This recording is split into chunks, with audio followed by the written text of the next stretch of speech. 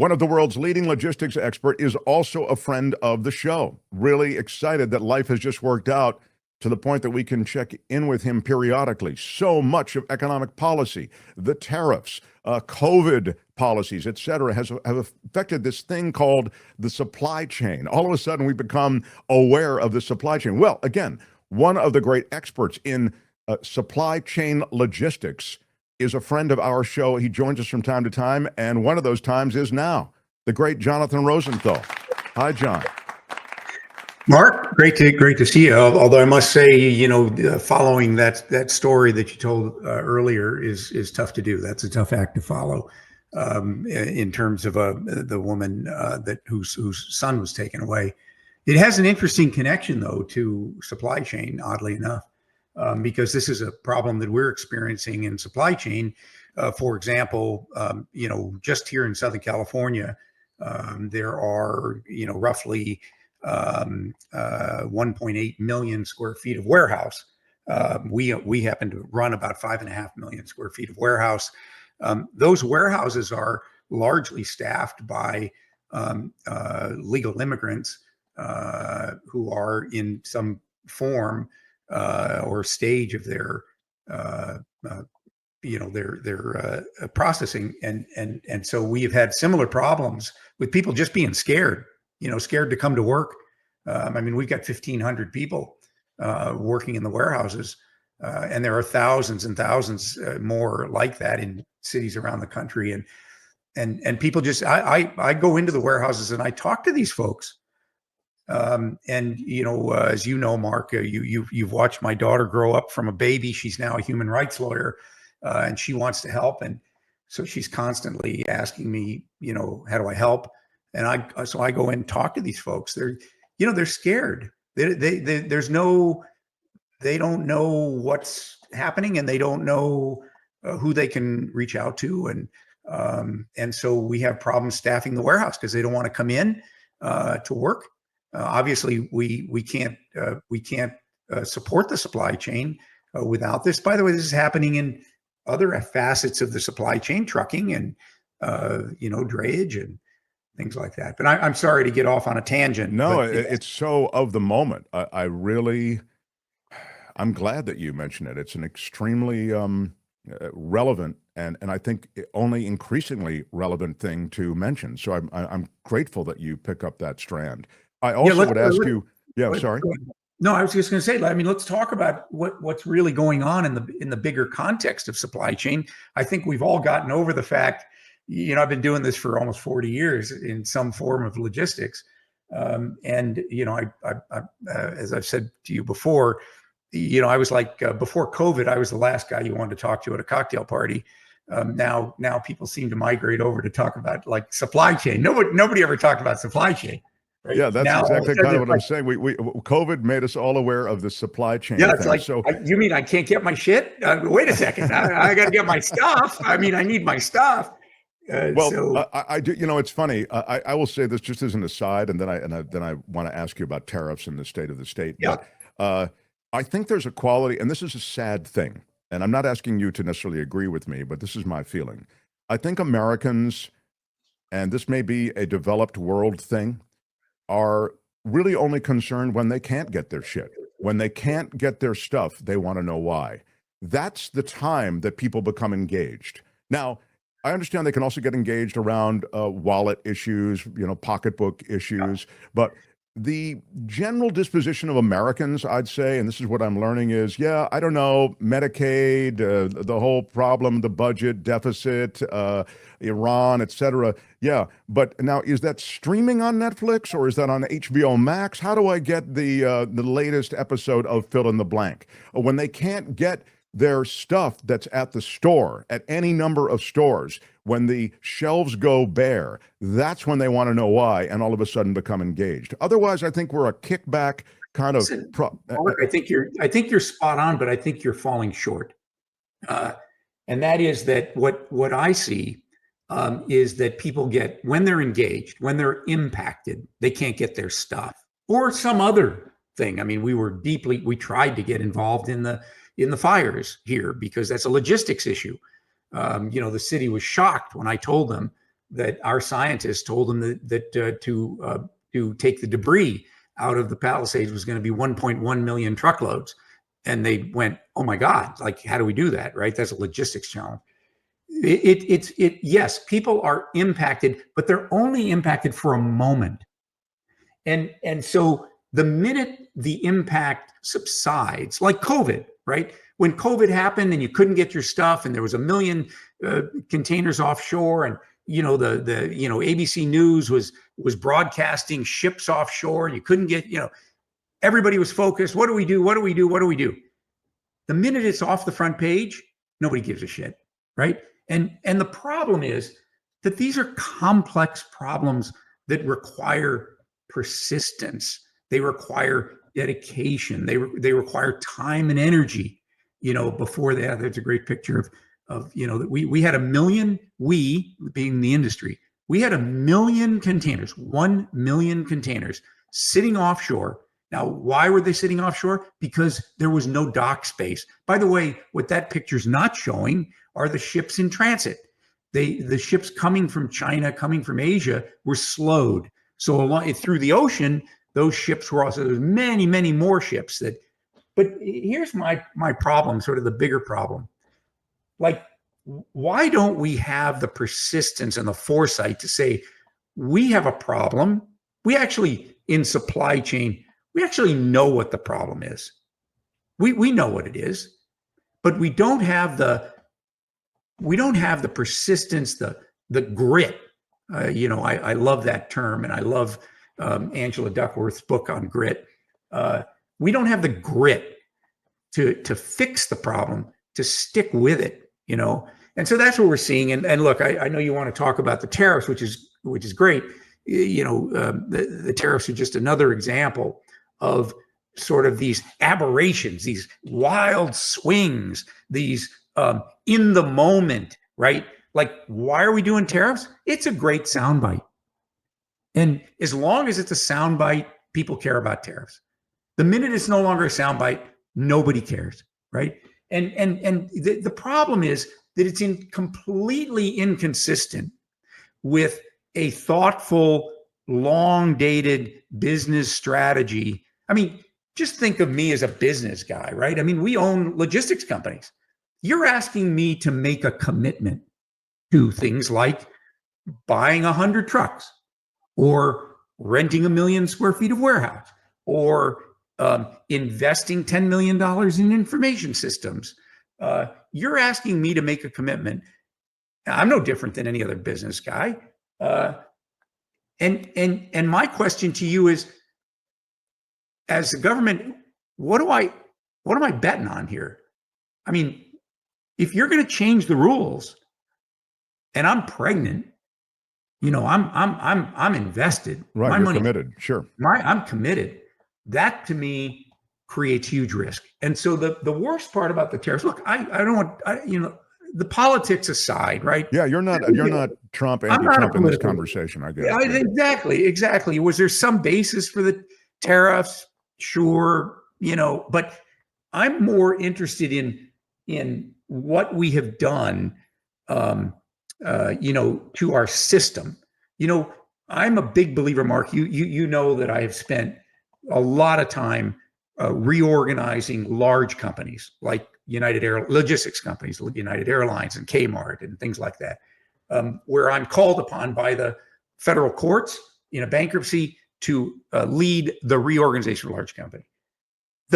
I will tell you that the basis, the fundamental precept of why we have a standard of living second to none is because we have access to capital. This is the 48% of all foreign investment is here in the US. That is 48%. So people want their money in the US. Why do they want their money in the US? Because it's perceived as safe. The government's not going to take my money.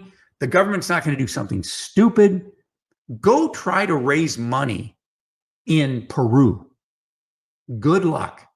Go try to raise money someplace where it's uncertain. So the tariffs are just another very important and critical, another way of saying to the world, we're not so predictable, we're not so safe. And what that's going to do, it has to, and you saw it in the bond rates. That's what freaked Trump out, right? He saw the bond rates and he went, "Holy shit!" Yeah. Like that was a big deal. People Yeah, don't fully appreciate. in other words, the faith that people had in the country and in the system that you talk about, the predictability, the solidity, Correct. that was all reflected in that bond rate, and that's what John's talking about. That bond rate had to be increased because all of a sudden, U.S. isn't the investment that everybody thought it might be. That's right. And that gets immediately reflected in the market, right? Immediately. And what did those bond rates do? They jumped. You've got to, if I'm going to invest in the US, in US treasuries, then I need more return because I perceive as an investor that I'm experiencing more debt. Now that translates into our standard of living. It translates into everything we do. We do not want instability. We want to be predictable. We want to be thoughtful. We want to be perceived as smart. But you do not want unpredictable. And the tariffs are a tremendous sign to the world that we are unpredictable. One day we're 50%, the next day we're 150%, then we're 30%, then what do you think that does? It ultimately, it drives away capital, and it drives away people's interest in investing. I know you're on a short fuse, Mark. No, I'm on a short time. I want to get to a lot of stuff, but I love that you talk about this because we've talked about it a bunch on the show, but you actually are living it. Jim Slayton says this: I worked in supply chain for probably a little over 30 years. It's almost a nightmare when everything is going almost perfectly. He says. So this must make it like even more challenging, John. Well, Jim, and to Jim's question, we know how to. He's right, and it's because the supply chain is so antiquated. Our information systems, where's my shit? When's it going to get here? Why isn't it getting here? Those are largely analog systems. There are no real networks analytics. Mark, I've spent the past 7 years investing in almost exclusively in artificial intelligence and trying to fix this information problem, which is at the core of the problem. To answer Jim's question, why are the systems so messed up? I mean, in a perfect world, what he's saying is, geez, I was in logistics for 30 years. In a perfect world, it's a nightmare, right? Okay, well, yes, it is. We do know how to make it a lot better. But boy, when you throw in things like tariffs that you can't predict, and I mean, there's a lot of companies going out of business because they cannot afford the tariffs. Explain quickly, because again, our time is short, and I want to get to one other thing which you predicted on the show, and I want to give it a chance to review it because it's actually come to pass. You were ahead of the New York Times, pal. Yeah, a couple of years ago, you were brilliant with by that. a bunch. Yeah. So I wanted to ask you about what you just said, which is companies going out of business because they can't afford. Explain how a tariff increase or a tariff, even uncertainty, affects what you're talking about, money and how you get goods at the port and how those goods are then released to you. And if you can just boil that down in 90 seconds, that'd be great. Listen, it ain't rocket science. So if you're a distributor here, let's say I don't know what you're distributing. You're distributing dog beds. I don't know, whatever it is, right? You're a dog bed distributor and they're being made in China. Now they fill up a container in China with a bunch of dog beds and they're sending it to Mark Thompson's dog bed home of dog beds, right?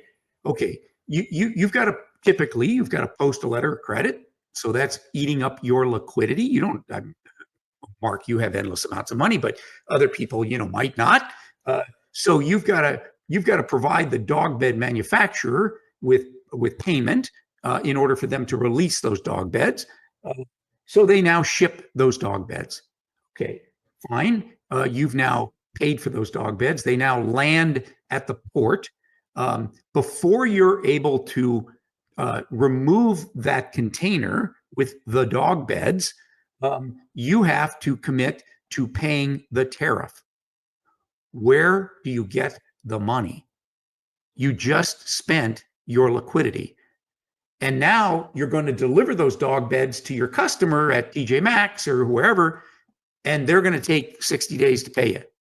So where do I get the money to pay the tariff? And it's a real problem. And by the way, shipping rates have quadrupled. So I not only have to pay the tariff, but even worse, I have to pay the shipper 4 times what I would have normally paid. And just on that last thing, why have the shipping rates gone up so much? These are the over the water rates have gone up. Last I checked, which was about a week ago, they've gone up by about 300%, because people are now speculating about what's going to happen, right? And there's some speculation that these tariffs are going to somehow work their ways out, and all of a sudden there's going to be tremendous amount of orders because you're going to have to fill those empty shelves. So it's in response to anticipated demand. Is that what you're saying? Yeah, absolutely. So Okay. it's a market. It's a marketplace. Correct. Now I only have a couple of minutes left, so now I want to double. So look, we're going to revisit this, I hope, with you. But essentially what you're saying is in this short term, maybe even medium term period, you're looking at great instability, a great human cost as a result of maybe some of the immigration stuff that does pinch the logistic thing as well. And also the uncertain U.S. policy when it comes to tariffs affecting orders and affecting businesses' abilities to stay in business is what you're saying, yeah? Yeah. And look, this administration, unfortunately, this has been his life story of creating chaos. And, frankly, he's got more money than I do. So, he's doing something right. But I mean, if you leave business carnage and economic carnage behind you, but you walk away with a lot of money in your pockets, that's not exactly a success story. I mean, it's certainly not a success story if you're the president, right? But this is, I mean, it's like a private equity success story that's being played out. Well, I don't like that because I do private equity. But, no, I know. I'd love to have that debate with you another time. But let's face it. I mean, if you look back at his history over the past 40 years, he thrives on chaos, right? So, and it's not my style, but it is his style. So I'm a little bit like, guys, you kind of got what you paid for, right? Like this wasn't a secret that he's, so they create chaos in an institutional world, in a government world. Boy, that's the last thing you want. Sure. Right? Because it creates all these economic and monetary issues. So all right. We'll revisit this, and I will debate with you, even though I'm ill-equipped to really debate with you of all people. But I'd still like to visit it with you on your next go round with us. I do want to mention that you identified something here that wasn't identified anywhere else. It was, as you say, ahead of the New York Times. It was all because of you talking about drone technology. And if you follow the breadcrumbs of drone technology, the breadcrumbs go back to China and data collection. I wonder if you could review what you talked about. And now this has been a crisis consideration in the contemporary media outlook and political outlook, the Chinese collection of data from America. Yes. So let me make it real short. So I learned about 2.5 years ago as a result of one of my investors, a company called Japan Post, which is the Japanese postal system. They own the largest manufacturer outside of China of drones. A drone is nothing more than a fantastic way of collecting digital information. We think about the digital information as optical. You fly the drone over your kid's bar mitzvah and you take pictures. Well, that's just optical digital data, right? So, but there are many other kinds of digital data that you can collect. LiDAR, infrared. There's all kinds of stuff. So what you're referring to is about 2 years ago, I brought to your attention. You were my first call, by the way. That you never forget your first call. Yes, exactly. that I had found out, which was shocking to me. We all knew that the industrial drone market which is the collection of information as opposed to weaponry, right? In the industrial market, that there were 900,000 Chinese drones in U.S. airspace. They're used by police departments and fire departments and all kinds of stuff. They're actually very good devices. They're well-made Chinese devices called DJI. They own 80% of the global industrial drone market. 80%. Okay.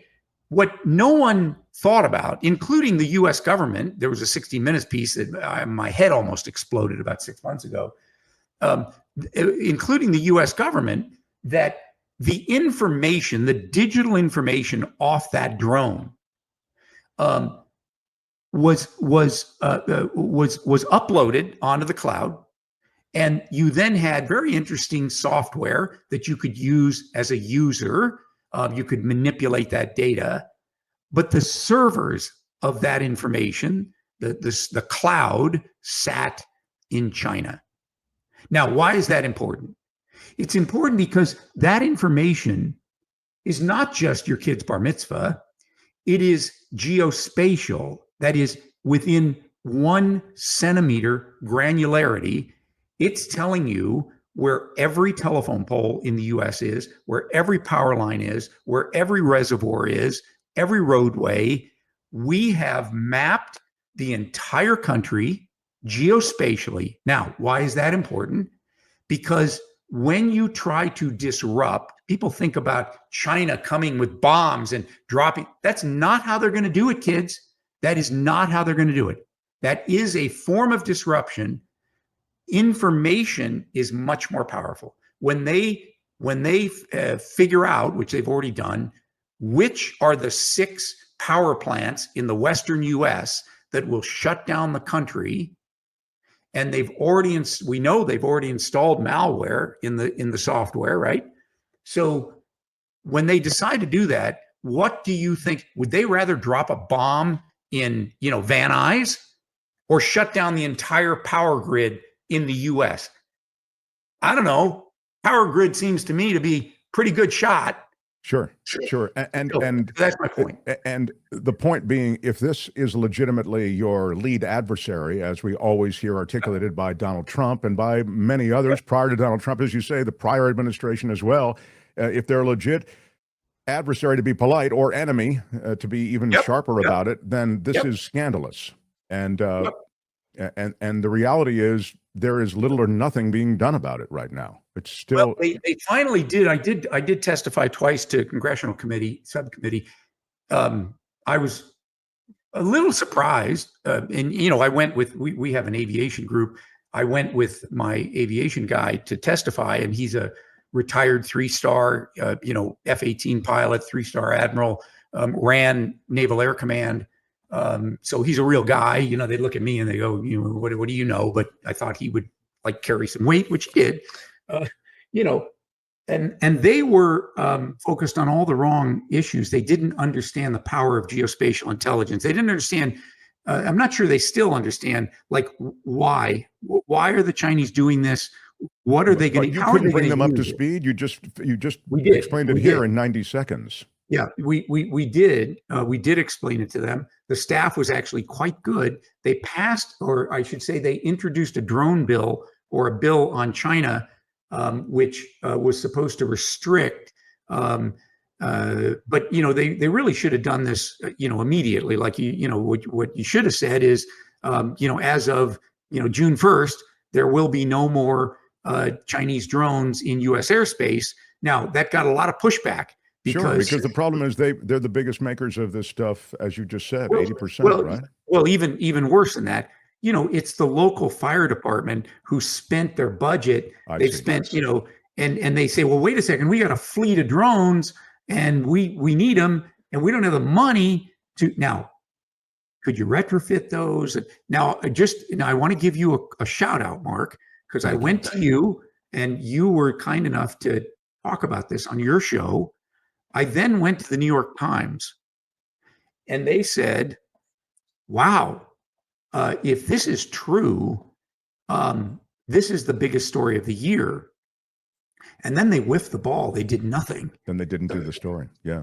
Well, they did the story. They did a story, a kind of lackluster story, about a year later. Yeah, well, that to me is not doing the story. Sort of on the heels of the call, they should have at least pursued it more. God, John, I've got to wrap up. I'm so grateful for you making time for us. You're a very big deal. I'm not just saying that. I mean, you're really in charge of so much, and you're watching so much, and that you'd carve out some time means a lot to us here on the show. Mark, Please your come visit, maybe listeners. even next I've known month. you. I've known you for 30 years, or maybe I know. more. Don't remind me. You're an incredible public asset, and your listeners. I think I'm not bullshitting you. You're not paying me for this. Maybe you are. I should, send you my bill. But your show's fantastic. You bring the most interesting people on, other than me. The most interesting people on, and I think you're a fantastic public servant. So you're so lovely. Thank you. Thank you. Well, I don't mind going overtime for that. Thank you, John. All the best, my friend. And thank you, John Rosenthal. Hi, it's Mark, and I thought that was great. Hit the notification bell. You'll know whenever there's a new video being dropped, and please subscribe to our channel to help us save the universe.